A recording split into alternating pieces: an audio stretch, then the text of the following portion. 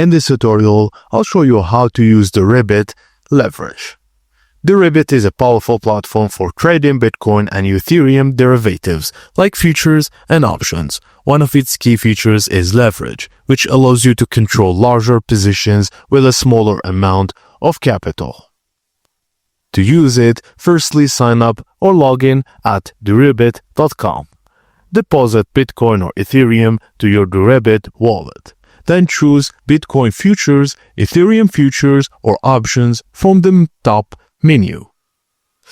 On the trading panel, pick from Limit Order, which sets your entry price, Market Order, just enter at the current market price, or Stop Order, automatically trigger a trade when a set price is reached.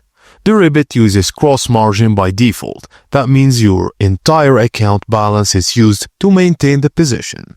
There is no manual leverage slider like other platforms. Instead, your position size and account balance determine the effective leverage. Now enter the contract size and review the estimated liquidation price, then click on buy or long or sell or short.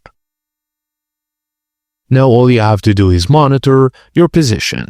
Go to the Positions tab, then track your P&L, margin, and liquidation level. You can close, adjust, or add margin at any time.